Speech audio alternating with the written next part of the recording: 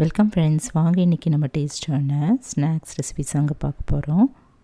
Carrot kesari கொழுக்கட்டை, carrot kesari பூரண கொழுக்கட்டையும் கூடவே மசாலா தட்டையும் எப்படி செய்யலான்னு பார்க்கலாங்க. அருமையான இந்த ரெண்டு ரெசிபீஸும் நம்ம ஈவினிங் ஸ்நாக்ஸாக செய்து கொடுக்கலாம். முறுமுறுன்னு இருக்கிற இந்த மசாலா தட்டையும் எப்படி செய்யலான்னு பார்க்கலாங்க.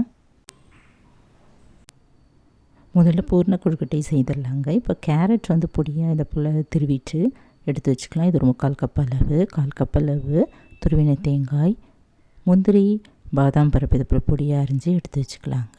ஏலக்காய் ஒரு 3 நல்லா நசுக்கி எடுத்து வச்சிடலாம். 1/2 கப் அளவு பொடித்த வெல்லம், கொஞ்சமாக நெய்யும் எடுத்து வச்சுக்கலாம். இப்போ அடுப்பில் ஒரு பேன் வச்சுட்டு அதில் ஒரு 2 ஸ்பூன் அளவு நெய் ஊற்றிட்டு இந்த முந்திரி பாதாம் கட் பண்ண முந்திரி பாதாம் போட்டு ஃப்ரை பண்ணிடலாம், வறுத்துக்கலாங்க. இது நல்லா வறுபட்டதும் தட்டில் எடுத்து வச்சிடலாம்.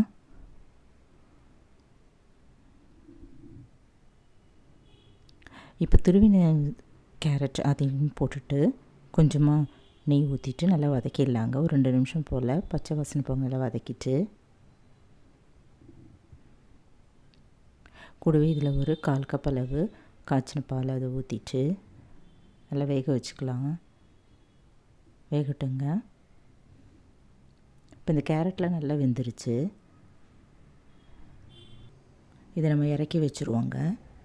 இப்போ அடுப்பில் இன்னொரு பாத்திரம் வச்சுட்டு அதில் வெல்லம், பொடித்த வெல்லம் போட்டு கொஞ்சமாக தண்ணி ஊற்றிட்டு நல்லா காய்ச்சிருவோம். இப்போ இந்த கேரட் துருவல் ஒரு தட்டில் எடுத்து வச்சுருவோங்க. இந்த வெல்லம்லாம் நல்லா கரைஞ்சிட்டு கொதித்ததும் நம்ம இன்னொரு பேனில் டைரெக்டாக அப்படியே வடிகட்டிக்கலாங்க. கல் மண் போக வடிகட்டிக்கலாம். இப்போ இதில் துருவின தேங்காய் அதையும் போட்டுட்டு கூடவே நம்ம தட்டில் எடுத்து வேக வச்சு எடுத்து வச்சுருந்த கேரட் அதையும் இதில் போட்டுட்டு நல்லா கலந்துக்கலாம்.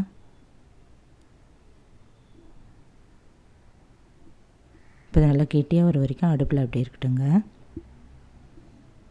நல்லா கொதிக்கட்டும். இப்போ கூடவே வறுத்து வச்சுருந்த முந்திரி பாதாம் அதையும் இதில் போட்டுட்டு கலந்துக்கலாம். கூடவே ஏலக்காய், பொடி பண்ண ஏலக்காய் போட்டுட்டு கலந்துட்டு நல்லா சேர்ந்து வர வரைக்கும் பரட்டிகிட்டே இருக்கலாங்க. இப்போ கேரட் கேசரியும் தயாராகிடுச்சுங்க. பூரண கொழுக்கட்டைக்கு நம்ம பூரணம் தயார் பண்ணிட்டாங்க. டேஸ்டான இந்த கேரட் பூரணம் நம்ம தனியாக எடுத்து ஒரு கிண்ணத்தில் எடுத்து வச்சுருவோம். இப்போ மேல் மாவு தயார் பண்ணி எடுத்து வச்சுக்கலாங்க. அதுக்கு அடுப்பில் ஒரு அடிகனமான பேன் வச்சுட்டு ஒரு 3/4 கப் அளவு தண்ணி ஊற்றிக்கலாம். 3/4 டம்ளர் அளவு தண்ணி ஊற்றிட்டு கொஞ்சமாக ஒரு 1/2 டீஸ்பூன் அளவு உப்பு, கொஞ்சம் நல்லெண்ணெய், ஒரு 1/4 டீஸ்பூன் நல்லெண்ணெய் ஊற்றிட்டு லைட்டாக அப்படி கொதி வர டயத்தில் 1 கப் அளவு பதப்படுத்தின பச்சரிசி மாவு அதையும் போட்டுட்டு கரண்டியில் நல்லா இது போல் கலந்துக்கலாம். கலந்துட்டு இதில் ஒரு 1/4 கப் அளவு பால் சேர்த்துக்கலாங்க. விதவிதன்னு இருக்கிற பால் இதில் ஊற்றினா நல்லா பஞ்சு போல் நல்லா மெத்துன்னு சூப்பராக வரும். அதனால் இதை சேர்த்துட்டு நல்லா அழுந்த கிளறிக்கலாம். ஒரு 2-3 நிமிஷம் வரைக்கும் நல்லா அடுப்புலேயே வச்சுட்டு கலந்துக்கலாங்க.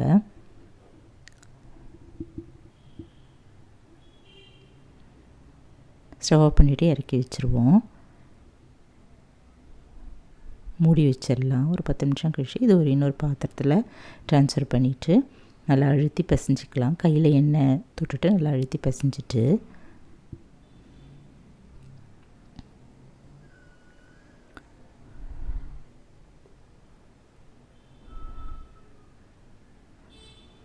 நம்ம இது போல் உருட்டி எடுத்து வச்சிடலாம். ஒரு பிளேட்டில் உருட்டி எடுத்து வச்சிடலாங்க.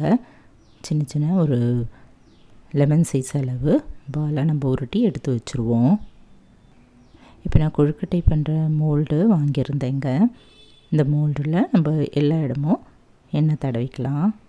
இது நல்லா அழகாக சூப்பராக வந்ததுன்னா இந்த மோல்டு வாங்கி வச்சுருந்தேன். இதில் எல்லா உள்பக்கம் நம்ம எல்லா இடமே எண்ணெய் தடவிக்கலாம். எண்ணெய் தடவிட்டு இதை க்ளோஸ் பண்ணிவிட்டு இது டாப்பில் ஓப்பனாக இருக்கிற இந்த இடத்துல நம்ம இந்த ஒரு உருண்டை எடுத்துக்கலாங்க. மேல் மாவு எடுத்துகிட்டு உள்ளே இப்படி போட்டுட்டு நம்ம அந்த கட்டை விரலில் நல்லா அழுத்தி எண்ணெயும் தொட்டுக்கலாம். அழுத்தி இதை போல் விட்டுடலாம், இழுத்தி விட்டுடலாம். கிண்ணம் போல் நம்ம ஒரு இதை ஃபார்ம் பண்ணிப்போது உள்ளே வந்து செய்து வச்சுருக்கிற பூரணம், கேரட் பூரணத்தை உள்ளே வச்சுருவாங்க. 2-3 ஸ்பூன் அளவு பூரணம் வச்சுட்டு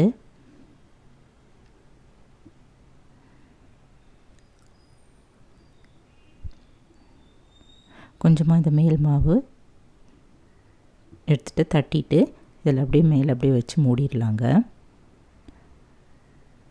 நல்லா அழுத்தி எண்ணெயும் தொட்டுட்டு அழுத்தி மூடிடலாம். ஓப்பன் ஆகாதவாறு நம்ம இதை போல் அழுத்தி மூடிடலாம். இப்போ இந்த மோல்டு ஓப்பன் பண்ண நல்லா ஈஸியாக வந்துடுங்க. சூப்பரான கேரட் பூரண கொழுக்கட்டை தயாராகிடுச்சு. இந்த போல் நம்ம எல்லா பூரணமும் ரெடி பண்ணி எடுத்து வச்சிடலாம்.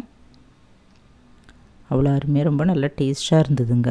டிஃப்ரெண்ட்டான ருசியான இந்த கொழுக்கட்டை நீங்களும் இந்த போல் ட்ரை பண்ணி பாருங்கள். உள்ள பூரணம் வச்சுட்டு மேலே நல்லா இந்த பூரணம் வெளில வராதபடி நம்ம க்ளோஸ் பண்ணிடலாம்.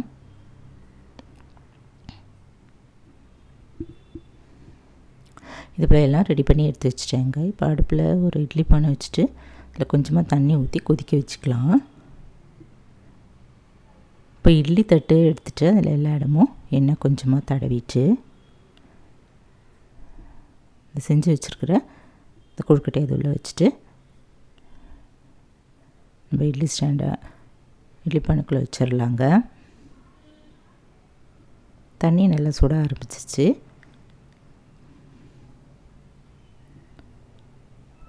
வச்சுட்டு நம்ம ஒரு மீடியம் ஃப்ளேமில் 10-12 நிமிஷம் வரைக்கும் வேக வச்சுக்கலாங்க. மூடி வச்சிடலாம். இப்போ நல்லா வெந்துருச்சு, இறக்கி வச்சிட்டேன். அருமையான கேரட் பூரண கொழுக்கட்டை தயாராகிடுச்சுங்க. கேரட் கேசரி பூரண கொழுக்கட்டை தயாராகிடுச்சு.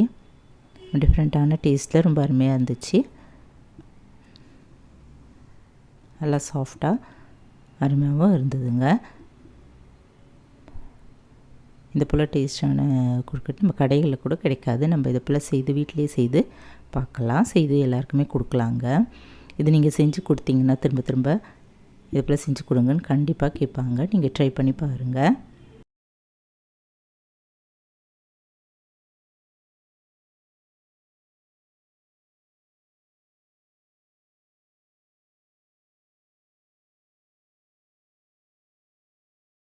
வாங்க இப்போ நம்ம அடுத்த ஸ்நாக்கான மசாலா தட்டை எப்படி செய்யலான்னு பார்க்கலாங்க. அதுவும் நல்லா மொறுன்னு சூப்பராக வந்துச்சுங்க.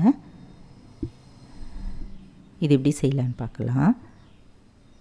இப்போ அடுப்பில் ஒரு கடாயை வச்சுட்டு அதில் 1 கப் அளவு பதப்படுத்தின பச்சரிசி மாவு அதை போட்டுட்டு ட்ரை ரோஸ்ட் பண்ணிடலாங்க. நல்லா 3 நிமிஷம் வரைக்கும் வறுத்துக்கலாங்க. இது நல்லா வறுப்பட்ட ஸ்மெல்லும் வரும். ஸ்டவ் ஆஃப் பண்ணிவிட்டு நம்ம அதை ஒரு பேசினில் கொட்டி வச்சுக்கலாம். இப்போ யூஸ்வலாக பண்ணுற மாதிரியே தான் இந்த தட்டையை நான் செய்திருந்தேங்க. இந்த மாவு கூடவே நான் 1/2 கப் அளவு முழு உளுத்தம்பருப்பு நம்ம வெறும் கடாயிலே வறுத்து நல்லா மிக்ஸி ஜாரில் அரைச்சிட்டு நல்லா சலித்து எடுத்து வச்சதுங்க. அது ஒரு 1/2 கப் அளவு மாவு இதில் சேர்த்துக்கலாங்க. இது கூடவே நம்ம ஒரு 4-5 வரமிளகாய் எடுத்துக்கலாம். அது ஒரு மிக்ஸி ஜாரில் போட்டுக்கலாங்க. ஜாரில் போட்டு 1 ஸ்பூன் அளவு ஜீரகம், 1 ஸ்பூன் அளவு சோம்புத்தூள், 1/2 டீஸ்பூன் அளவு பெருங்காயத்தூள், 1 டீஸ்பூன் அளவு கல்லுப்பு இதெல்லாம் மிக்ஸி ஜாரில் போட்டு பவுடர் பண்ணிக்கலாங்க. நல்லா நைஸாக அரைச்சிக்கலாம். இப்போ இது எல்லாமே இந்த மாவில் சேர்த்துக்கலாங்க. இன்னும் காரம் கொஞ்சம் தேவை வேணும் அப்படிங்கிறவங்களுக்கு இன்னும் ஒரு எக்ஸ்ட்ரா ஒரு மிளகாய் இதில் சேர்த்துக்கலாங்க. நான் இதில் 4 மிளகாய் ஆட் பண்ணேன். இப்போ இந்த தட்டைக்கு நம்ம ஒரு 3-4 ஸ்பூன் அளவு உருக்கின வெண்ணெய் அடுப்பில் வச்சுட்டு நம்ம இது மேலே அப்படியே ஊற்றிக்கலாங்க. நல்லா முறுமுறுன்னு வரதுக்காக நம்ம இதை சேர்த்துறோம். கூடவே 1 மணி நேரம் முன்னாடியே ஒரு 2 ஸ்பூன் அளவு கடலைப்பருப்பு தண்ணியில் ஊற வச்சுருந்தாங்க. தண்ணியெல்லாம் வடிய விட்டுட்டு சேர்த்துட்டு நல்லா இது போல் பிசறிக்கலாம். பிசைஞ்சிட்டு இப்போ கொஞ்சம் கொஞ்சமாக தண்ணி இதில் சேர்த்துட்டு கெட்டியாக பிசைஞ்சிக்கலாங்க.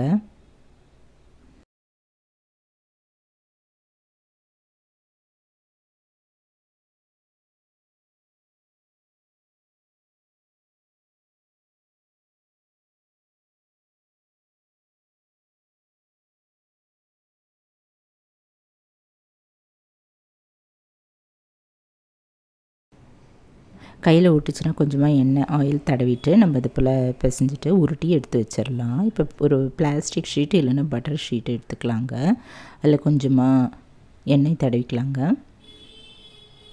இது போல் ரவுண்ட் ஷேப்புக்கு ஒரு 4-5 ரவுண்ட் ஷேப்புக்கு எண்ணெய் தடவிட்டு இந்த மாவில் இருந்து ஒரு பெரிய நெல்லிக்காய் சைஸ் அளவு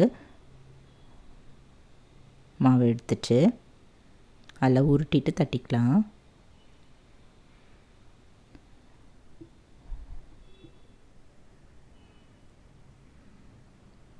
இல்லை மெலிசாக தட்டிக்கலாங்க.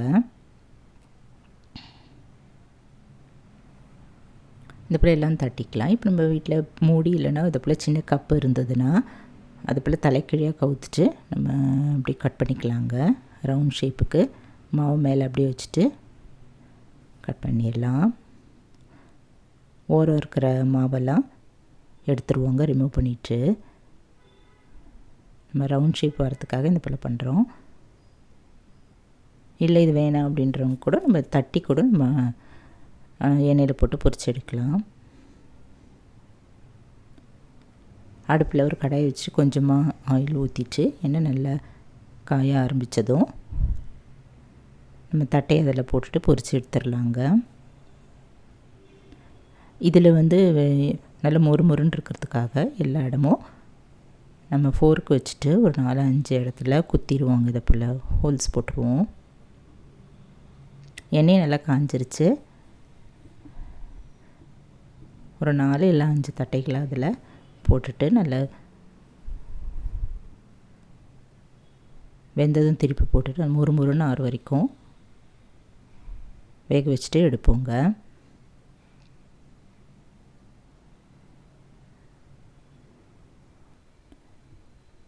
நல்லா இது அயன் கடாயில் வச்சு நம்ம பொரிச்சு எடுத்தால் ரொம்ப நல்லாயிருக்குங்க. முறுமுறுன்னு நல்லாயிருக்குங்க.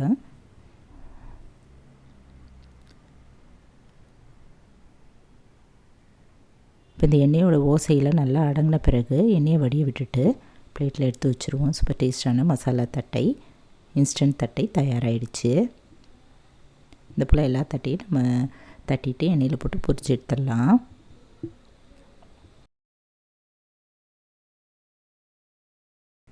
முறுமுறு சூப்பராக இருந்ததுங்க. நீங்களும் ஒரு முறை மசாலா தட்டை இது போல் ட்ரை பண்ணி பாருங்கள்.